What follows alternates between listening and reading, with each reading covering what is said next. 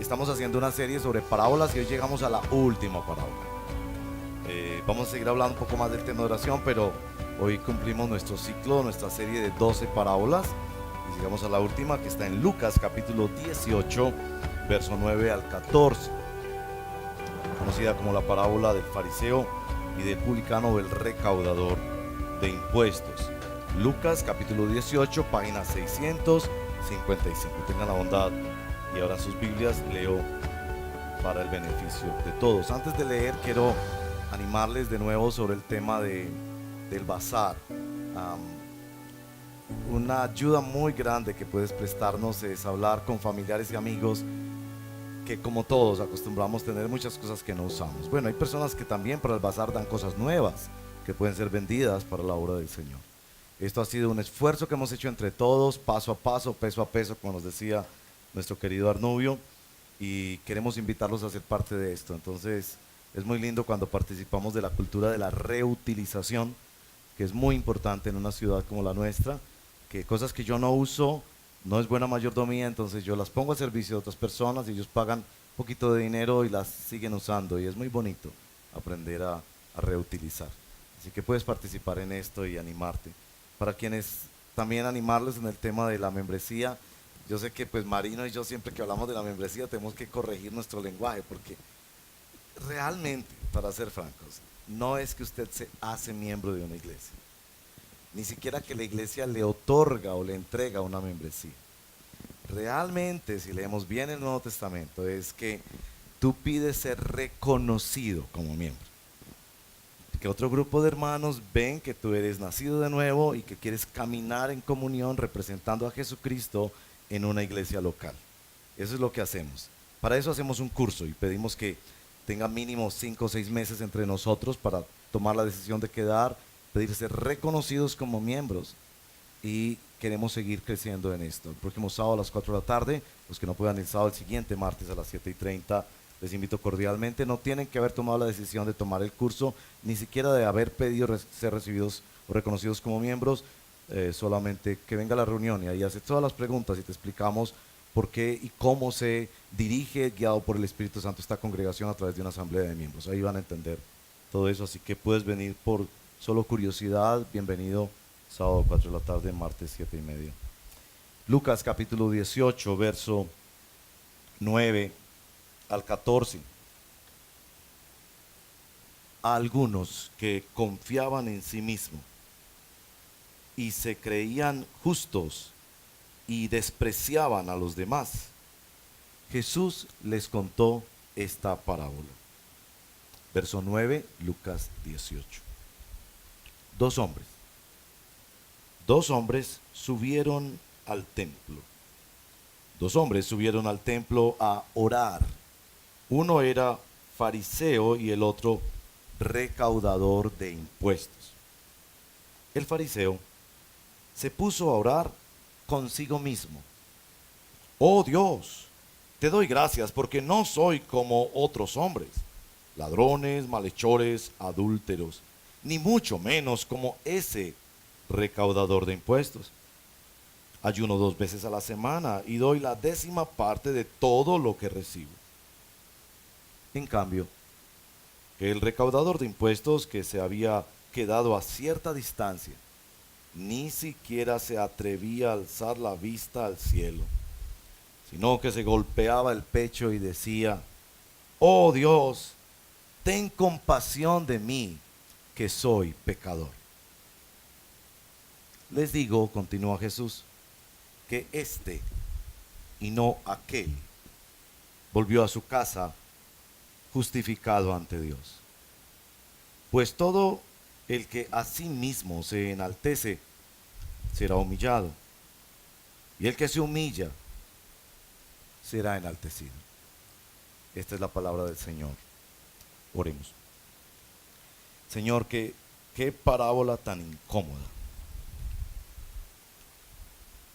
Tú nos descubres cómo queremos usar cosas religiosas para exhibirnos y para evitar que tú toques nuestro corazón. Cómo la religión se nos puede volver una forma de alejarnos de ti y no de acercarnos a ti. Sabemos por el testimonio de tu bondad que tú no nos traes palabras incómodas para dejarnos ahí, sino para sacudirnos, estremecernos y ayudarnos a ver la diferencia y poder venir a Jesucristo, nuestra única esperanza. Todos aquí luchamos con la autojusticia. Ayúdanos, por favor, Señor. Te lo pedimos por el poder profundo y poderoso del Espíritu Santo que usa su espada certeramente en nuestros corazones. Te lo pedimos en el nombre de nuestro Señor Jesucristo, el único por quien podemos orar. Amén. Amén. La introducción. La introducción es una pregunta. Si Jesús en esta parábola deja solo dos opciones para orar. O sea, en la mente de Jesús hay solo dos opciones para orar.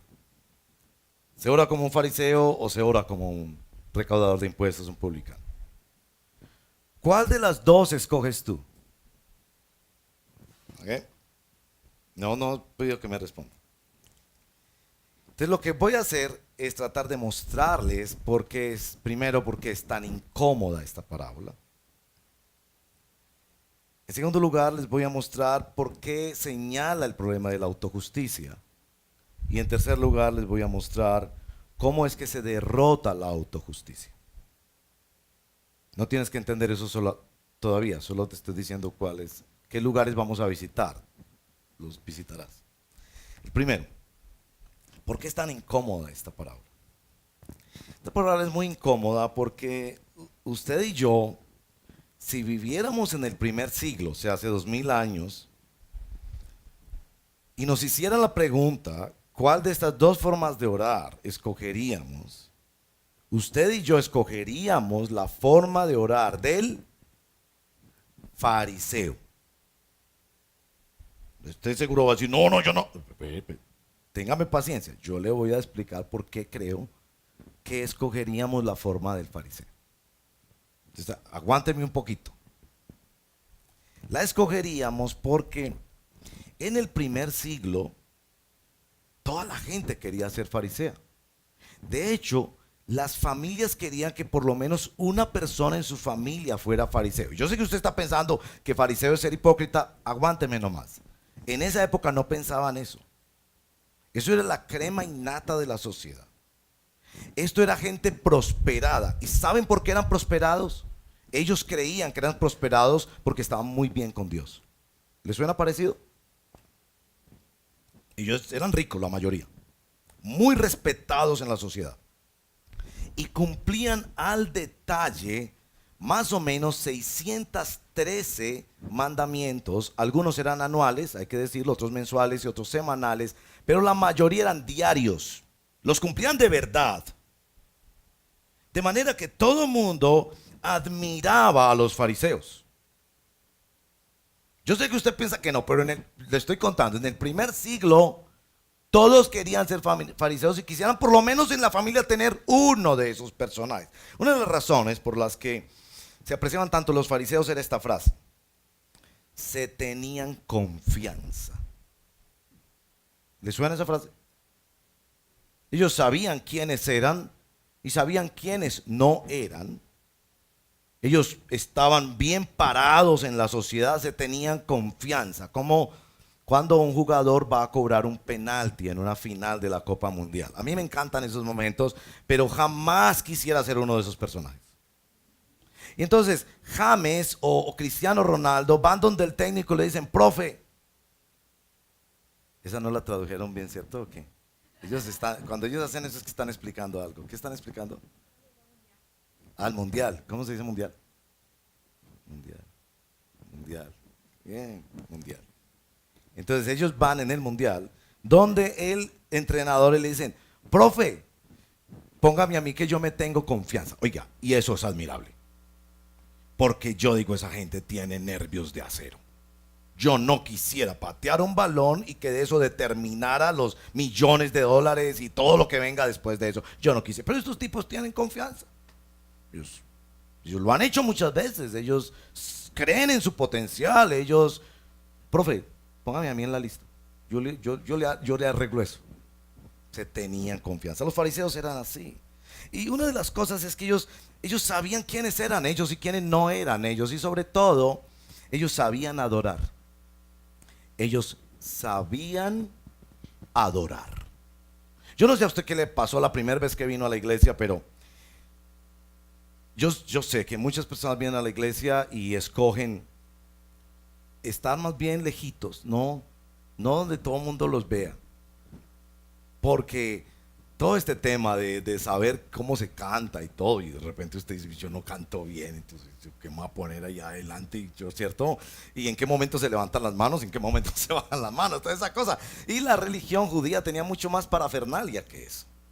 Estos tipos sabían cómo adorar. Este llegó a decirle, mire, semanalmente deberían ayunar una vez, y este ayunaba 2 veces, estaba sobrado. Diezmaba de todo. Nosotros no diezmamos de todo. Nosotros no diezmamos el 10% del oxígeno que Dios nos da, ni del tiempo que Dios nos da, nada de eso. Un poquito de plata que damos y nada más. Pero este dice, diezmaba de todo. Y escuche bien, no estaba mintiendo. Estas personas tenían tal posición en la sociedad que si usted y yo viviéramos en el primer siglo, quisiéramos que o que todos de nuestros hijos fueran fariseos. ¿Cómo nos sentimos cuando vemos un hijo bien vestido, bien parecido, que todo el mundo lo mira, que es capaz, que ya lo contrató una multinacional? Y por dentro decimos, ese es mi hijo, esa es mi hija. Oh. Todos quisiéramos en el primer siglo tener un hijo fariseo. Yo sé, usted todavía dice, ¿y qué de la hipocresía? Le voy a explicar el asunto de la hipocresía. Nosotros no entendemos bien qué fue lo que criticó Jesús en los fariseos. Hoy en día la palabra fariseo es sinónimo de hipocresía, pero déjeme yo le explico lo de la hipocresía. La palabra hipocresía o hipócrita viene del mundo de las artes escénicas griegas, donde nacieron las artes escénicas. Y eran esos señores que se ponían una máscara, algo así, los enmascarados, y usaban diferentes máscaras para obras de teatro. Entonces ser un enmascarado era una cosa importante porque era una persona que actuaba muy bien. Hoy en día, si algún actor representa a otra persona en una película y lo hace muy bien, nosotros lo aplaudimos, decimos, lo hizo muy bien. Y nosotros no le diríamos, ay, no, pero ese no es usted está imitando a otro. No, es que ese es mi trabajo, él diría. El problema con el fariseo no era que fingían algo. De hecho, él no está fingiendo que ayunaba 2 veces a la semana. Ni él está fingiendo que diezma. Es verdad, él diezma y ayuna 2 veces a la semana. ¿Cuál era el problema? Escuche bien, el problema del fariseo no era que fingía algo, él no fingía algo, sino que exhibía algo. El problema del fariseo es que se quería presentar delante de Dios basado en su propia justicia. Ese era el problema del fariseo. No es que no hubiera ayunado o no hubiera diezmado, es que quería relacionarse con Dios con base en obras de justicia que la misma ley le pedía. Ese era su problema. Así que el fariseo no era mentiroso. El fariseo estaba diciendo la verdad. Hoy en día usamos la palabra fariseo para decir, usted es un fariseo. ¿Por qué? Porque usted no hizo tal cosa y usted no dijo tal cosa. No, ese no es el problema del fariseo. El fariseo está diciendo la verdad. El problema del fariseo es que está confiando, poniendo su confianza en cosas que él ha hecho. Ahora, ¿por qué es tan incómoda esta parábola? Esta parábola es muy incómoda por 2 razones. En primer lugar, porque Jesús te dice que hay solo 2 opciones para orar. O oras basado en tu justicia, o oras basado en la justicia de otro, o oras como un fariseo, o oras como un publicano. Ninguno de nosotros en el primer siglo hubiera escogido orar como un publicano. Esa es la oración de la prostituta. Esa es la oración del ladrón. El mismo fariseo está diciendo, yo no soy como uno de esos. ¿Quiere usted orar como una prostituta o como un ladrón? Los publicanos o los recolectores de impuestos eran unas personas que se habían vendido al Imperio Romano y eran algo así como representantes para clavarle el puñal al pueblo judío. Ellos venían a reclamar impuestos y generalmente el Imperio Romano les daba una cuadrilla de soldados. Y ellos llegaban a tu negocio y decían: vengo en nombre del Imperio Romano y tus impuestos esta semana son 10%. No, pero la semana pasada fue el 5%. No, señor, son 10% y prepárate, la próxima son 15%. Y él cogía de ahí plata para él. Entonces eran los elementos más perniciosos y más menospreciados de la sociedad. Por eso Jesús muchas veces y los fariseos los comparaban a ellos con frecuencia con los publicanos y las prostitutas, porque era ese nivel de bajeza y de degradación moral en la que ellos vivían. El mismo Zaqueo, que fue uno de ellos, se sintió como así, tenía hasta que esconderse de la sociedad. Esto es lo incómodo. No solo que Jesús está diciendo hay solo dos formas de orar, sino que está diciendo: yo descarto la del fariseo. Ahora, la forma en la que Jesús la descarta de una manera tajante está en el verso número 11. Mire el verso número 11. El fariseo se puso a orar consigo mismo. ¿Qué está diciendo Jesús? Que sus oraciones no pasaban del techo, que eran oraciones sin Dios, que era religión sin Dios, que era obediencia a la Biblia sin Dios, que era espiritualidad sin Dios, que no servía para nada. Es decir, Jesús está descartando de plano la posibilidad de que sus discípulos o su pueblo venga a presentarse delante de Dios basados en obras de justicia, así sea que la misma Biblia las esté ordenando. El asunto es absolutamente incómodo porque nos está diciendo que tenemos que ponernos en los zapatos de el cobrador de impuestos, en los zapatos de la prostituta, para poder tener acceso y acercarnos a Dios. ¿Qué es lo que Jesús rechaza tanto en el fariseo? Que el fariseo venía a exhibir su justicia. Noten que el fariseo no pidió nada. Noten que el fariseo no pidió nada para su corazón. Porque la oración del fariseo que Jesús rechaza es la oración que le pide a Dios: bendice mi trabajo, bendice mi casa, bendice mis relaciones personales, bendice mi empresa, bendice mi salud, pero deja mi corazón quieto. No te metas con mi corazón, porque yo sé lo podrido que está mi corazón, pero déjamelo ahí. Ahí yo soy Señor y Rey, ahí no te metas. Mientras que el recolector de impuestos, aunque estaba plagado de pecado, viene a pedir que su corazón sea tratado. El asunto del que estamos hablando aquí es la autojusticia. Déjame explicarle un poquito lo de la autojusticia, porque es un concepto y yo sé que es importante, pero a veces es un poquito enredado. El punto es este: todos buscamos salvarnos a nosotros mismos. Todos buscamos redimirnos, reivindicarnos, darle sentido a la vida. De hecho, todas las tentaciones y todos los pecados, detrás de ellos subyace el deseo, la necesidad, la búsqueda por redimirnos a nosotros mismos. Le cuento algo, pues, para mi vergüenza. Yo crecí en un hogar pobre. Yo era un niño pobre en un barrio pobre de Medellín. Y bueno, por la misericordia de Dios, Dios sacó a nuestra familia de esa situación y nos bendijo extraordinariamente. Pero hoy en día yo voy a ese barrio, por diferentes razones voy a ese barrio, y yo voy en mi carro. Y todavía en ese barrio hay esa gente, cuando yo era niño, que vivía en una casa un poquito mejor que la mía y nos miraba así. Pues mire, para mi vergüenza, yo a veces doy vueltas en el carro por el barrio. Y yo voy en mi carro, sí, orando por el barrio, esperando que vean. Y como en mi mente siento como cierto placer de: yo salí de ahí, yo triunfé. ¿Cómo sé que yo triunfé?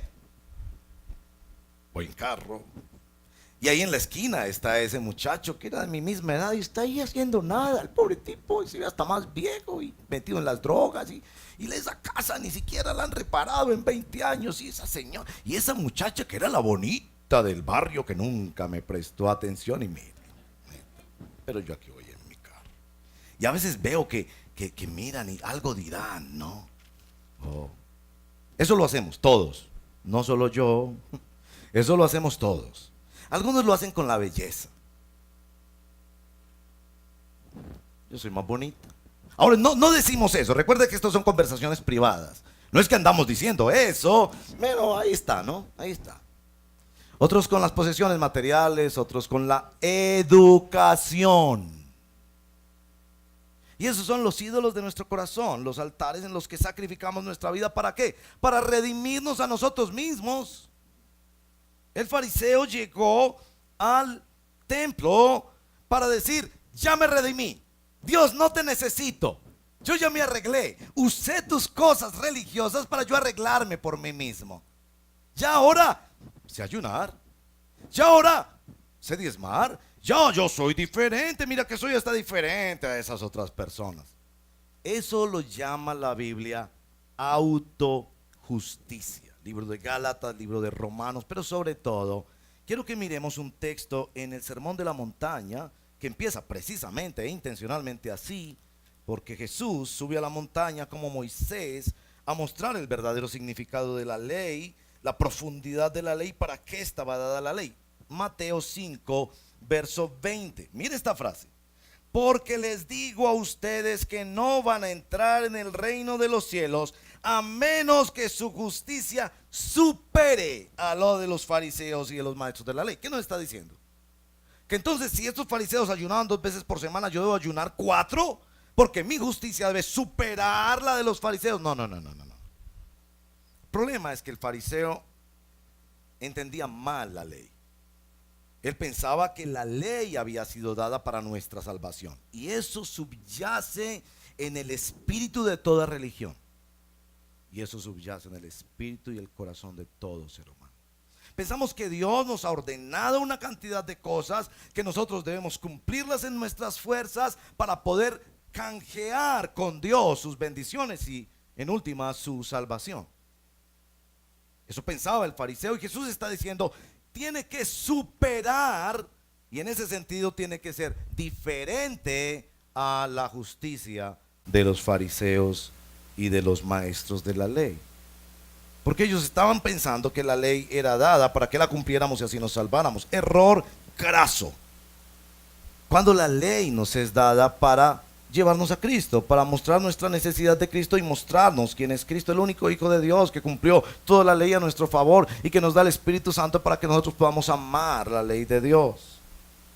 ¿Qué está queriendo decir Jesús? Jesús está queriendo decir que tiene que haber otra justicia mediante la cual una persona pueda ser salva y tener una relación personal de salvación y de redención con Dios. Es decir, que ninguno de nosotros va a poder presentarse en la oración a exhibir su justicia y decir: porque hice esto, ayúdame, o yo ya estoy bien, no te necesito, o yo he aplicado todo lo que me dices, sino todo lo contrario. Jesús quiere que vengamos a la oración totalmente desprovistos de esa búsqueda de nuestra vida por redimirnos a nosotros mismos. Mientras yo hablo esto, yo anhelo con todo mi corazón que tú puedas entender cómo tú te buscas salvar. Cada uno tiene una fórmula distinta.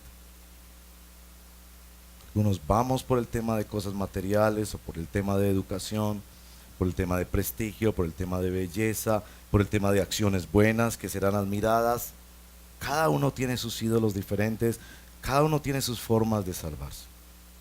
Lo que nos está diciendo aquí el Señor es que Él no acepta que una persona se presente en su presencia y pida redención basado en sus buenas obras, o en sus actos de justicia, o en su forma de redimirse a sí mismo, sino que nos entrega la fórmula del recaudador de impuestos. ¿Cómo entonces se derrota la autojusticia? Quiero pedirles que por favor miren el verso número 13. Estimo que en el verso número 13, de formas muy gráficas, el Señor en la parábola está ayudándonos a entender cómo se derrota la autojusticia.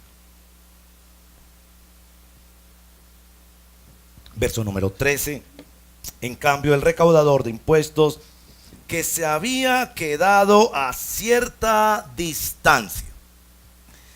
Ahora no me entiendan mal, por favor, los que acostumbran sentarse en la parte de atrás en una iglesia. Por favor. Yo sé que hay iglesias hoy en día donde la gente espera aglutinada en la puerta, y cuando se abre la puerta para el servicio o la adoración, lo que se vaya a hacer, corren para quedar en la primera banca. ¿Okay? Este hombre no hacía eso.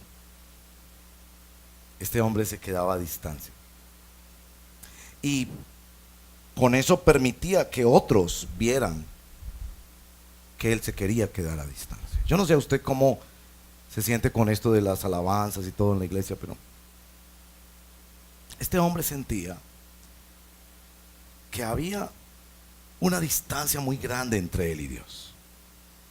La semana pasada tuve una conversación con un hermano muy respetado, muy reconocido, y estaba conversando con él por Skype y me dijo una frase que cautivó mucho mi corazón. Él me dijo: el centro de mi ministerio, me dijo, es mostrar que Dios es tan grande y que nosotros somos tan pequeños, que Dios es tan alto y que nosotros somos tan bajos. Este hombre captaba el asunto de acercarse a Dios con respeto. Hoy en día hay cierto lenguaje que, y yo no quiero entrar en esos asuntos que a veces son muy subjetivos, ¿no? Las personas que le hablan a Dios con tanta cercanía y todo, y quizás el Espíritu nos puede dar esa gracia, pero hay una distancia enorme entre nosotros y Dios. Nosotros deberíamos pensar mucho antes de entrar y correr para la primera banca, porque quizás lo que estamos buscando es una experiencia personal o algo que nos gusta. Si realmente entendiéramos que estamos entrando en la mismísima santidad de Dios y que vivimos en la presencia de Dios, del Dios tres veces santo, hay una distancia. Y este hombre se quedó en esa distancia. Ahora, la segunda cosa es la mirada. Y otra vez, yo no quiero proponerles que el próximo domingo todos nos sentemos en la parte de atrás, ni mucho menos que entonces todos miremos diferente. Pero piensa en la mirada. Cuando tú estás frente a alguien y tú sientes que el problema está en este lado, no en ese lado, tú no te atreves a mirar. Tú quieres que te miren. Él quería que Dios lo mirara, pero él no se sentía en la posición de poder frentear a Dios. Él no era Cristiano Ronaldo que decía: déjeme a mí, yo pateo ese penalti. No. ¿No te das cuenta que cuando tú tienes un problema interpersonal y tú tienes la razón, un empleado que se portó mal, un hijo que hay que disciplinar, tú lo miras y entonces, a ver, ¿qué fue lo que usted hizo? ¿Te das cuenta? Pero cuando tú eres ese empleado que falló, tú no, sí, qué pena, yo sí llegué tarde. Y, ¿te das cuenta? Es decir, lo que yo observo aquí es que el tipo está reconociendo que el problema está del lado de él, está haciendo una autoevaluación. Porque ¿para qué es la oración? Es decir, la oración es para venir yo a exhibir mis bondades y mis capacidades de hablar elocuentemente. O la oración es para entender esa distancia y para darme cuenta que el problema está en este lado, el problema no está allá. No es Dios que es injusto, ni que Dios no me quiere bendecir, nada de eso. El problema está en este lado. Soy yo, Señor, el que necesito aquí, soy yo. Bueno, tampoco quiero decir que es que pues, la próxima semana todos vengamos a esta casa de oración porque esas cosas se pueden fingir también, ¿verdad? El hecho es que Jesús describe aquí algo que era algo del alma, ¿no? Si él llega a ver la distancia, él llega a ver su corazón. Lo tercero, golpes de pecho. Los golpes de pecho, de aquí viene eso de los golpes de pecho en cierta tradición religiosa. Pero ¿qué es eso de los golpes de pecho? Es una persona que se autorrecrimina. Yo no sé usted, Yo no es que me dé golpes de pecho, eso era quizás en esa época. Yo me meto en un cuarto, me agarro la cabeza y digo, otra vez metiste la pata.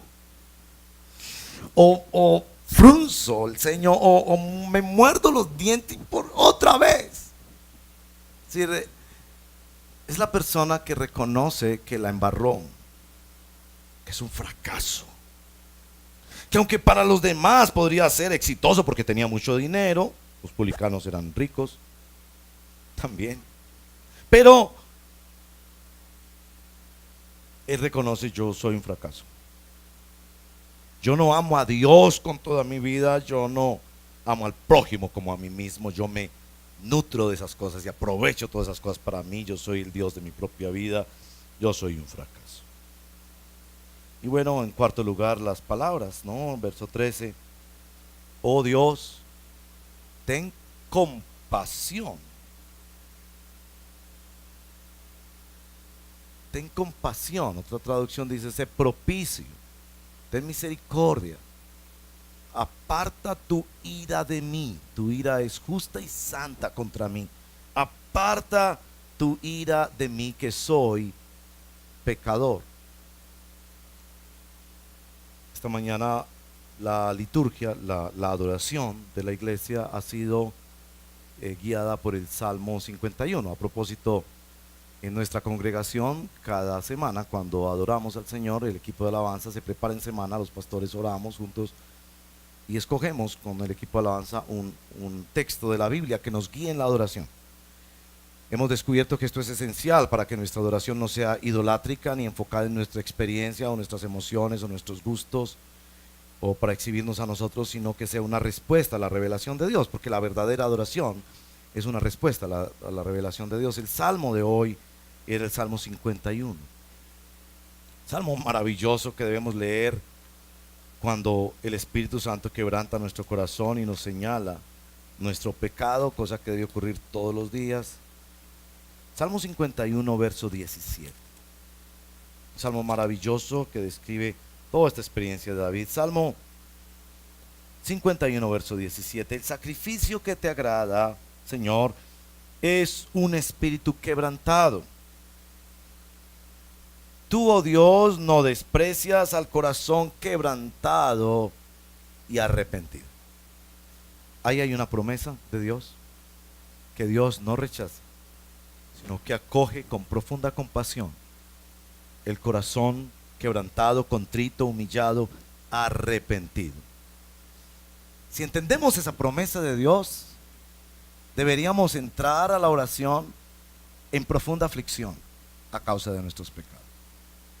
Deberíamos hacer de la oración privada y comunitaria una oportunidad de profunda confesión de nuestros pecados. Notarán que cada semana también una de las oraciones en la adoración es por confesión de nuestros pecados, que es un aspecto en la adoración cristiana que se escasea mucho hoy en día.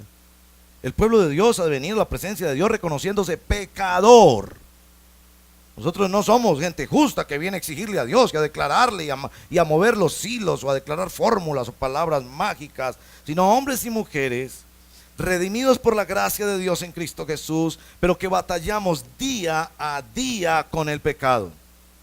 Que día a día batallamos con la autojusticia, porque la raíz de todos nuestros pecados tienen que ver con la autojusticia, con eso de tratar de redimirme yo a través de placer o a través de éxito, de propiedades, de lujos, fama, de reconocimiento, de educación. Yo trato de salvarme a mí mismo.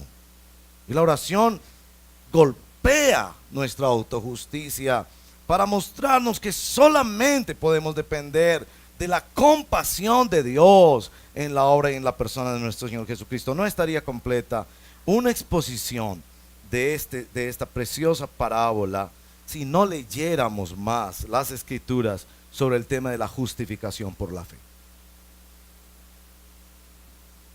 ¿Qué es lo que significa la justificación por la fe?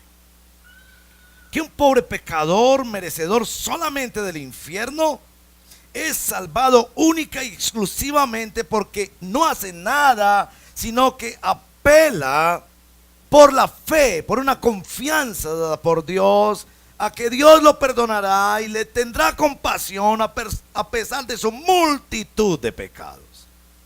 ¿Este hombre entendía eso? Apela a la compasión de Dios. ¿Dónde leemos más sobre eso? Y quiero pedirles que por favor me acompañen a leer una porción del libro de Romanos, capítulo 3 de Romanos. Los estudiosos de esta extraordinaria carta escrita por Pablo, inspirada por el Espíritu Santo a los romanos, y que debe ser una lectura frecuente de todos los cristianos. La porción en el capítulo 3, verso 21 al 26, para muchos estudiosos es el corazón mismo de Romanos, porque contiene lo esencial de la gran doctrina que se expone en esta epístola, que es la doctrina de la justificación por la fe. ¿Cómo yo me puedo parar frente a Dios? ¿Cómo yo puedo decir que soy hijo de Dios? ¿Cómo puedo estar en paz con Dios y morir tranquilo y saber que mis pecados han sido? ¿Pero cómo? Porque ayuno 2 veces a la semana y 2 diezmos. Y aquí en este pasaje, noten por favor la palabra justicia, que se repite una y otra vez. La segunda observación que deben ver allí es que hay 2 clases de justicia. Hay una justicia que los seres humanos creemos tener por el cumplimiento de la ley. Esa es la justicia del fariseo. Y hay una justicia que nosotros no podemos obtener por nuestros medios o nuestros esfuerzos o promesas, y que solamente nos es dada por la gracia de Dios en la persona de nuestro Señor Jesucristo. Eso es lo que trata de explicarnos aquí. Leamos capítulo 3 de Romanos, verso 21 al verso 26. Pero ahora, sin la mediación de la ley, se ha manifestado la justicia de Dios. La justicia de Dios, de la que dan testimonio la ley y los profetas. Ya desde el antiguo pacto se decía claramente que era así. Esta justicia de Dios llega mediante la fe en Jesucristo a todos los que creen. De hecho, no hay distinción entre judío ni gentil, pues todos han pecado y están privados de la gloria de Dios, pero por su gracia son justificados gratuitamente mediante la redención que Cristo Jesús efectuó. Dios lo ofreció a Cristo como un sacrificio de expiación. La Reina Valera lo traduce propiciación. Una palabra compleja en teología, implica básicamente poder separar o apartar la ira justa y santa de Dios contra el pecado y el pecador, que se recibe por la fe en su sangre, para así mostrar su justicia. Anteriormente, en su paciencia, Dios había pasado por alto los pecados, pero en el tiempo presente ha ofrecido a Jesucristo para manifestar su justicia. De modo que entonces así Dios es justo y a la vez el que justifica a los que tienen fe en Jesús. Esa porción es un universo de revelación. Solamente quiero que piensen esto. Es justicia por la fe, no es justicia apoyada en tus buenas obras. Todos tenemos un alma religiosa que trata de inflarse con las cosas con las que procura redimirse o salvarse a sí mismo. La parábola termina claramente explicando el tema de la humillación y del orgullo como fenómenos humanos. Verso 14, parte B: pues todo el que a sí mismo se enaltece será humillado, y el que se humilla será enaltecido. El texto tiene toda una definición sobre lo que es humildad. En otra ocasión espero poder hablar más de eso, porque es extraordinario. Humildad es verme de cara a Dios y saberme pecador. Orgullo es buscar sentirme bien al compararme con los demás.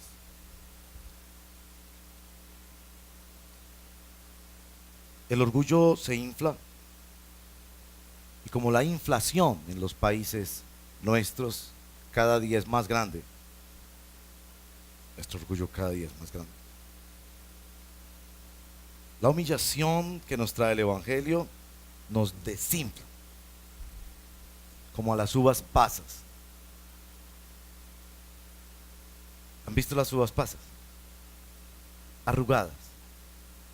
Hemos de llegar a la presencia de Dios arrugados, con el corazón arrugado, a causa de nuestro pecado permanente. Y nuestro pecado mayor es nuestra autojusticia. Procurar acercarnos a Dios, a su bondad, a su trato, a sus bendiciones, a su revelación, apoyados en nuestra justicia y no en la justicia de Cristo. Eso, mi hermano y mi hermana, es una batalla de por vida para el cristiano. Porque aún las cosas que hacemos en el ministerio cristiano empiezan a volverse orgullo para nosotros.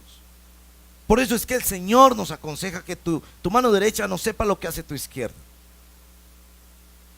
Es por eso que aquí nuestros diezmos y ofrendas los echamos en un mismo sobrecito para que se vea, todos echamos lo mismo. Esto es entre nosotros y Dios. Porque aún las cosas que hacemos nos encanta publicarlas.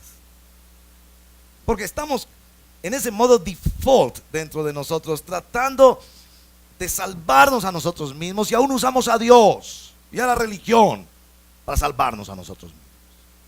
El orgullo espiritual es un gusano que en cada momento de oración y de adoración es extirpado por la gracia de Dios, y tiene que ser humillado ante una visión de la grandeza de quien es Dios. La Santa Comunión, los domingos, cuando hacemos la Santa Comunión en esta iglesia, una vez al mes, a veces 2 veces al mes, yo quiero que lleguemos pronto a hacerlo cada semana. La Santa Comunión es un momento de profunda humillación para nosotros.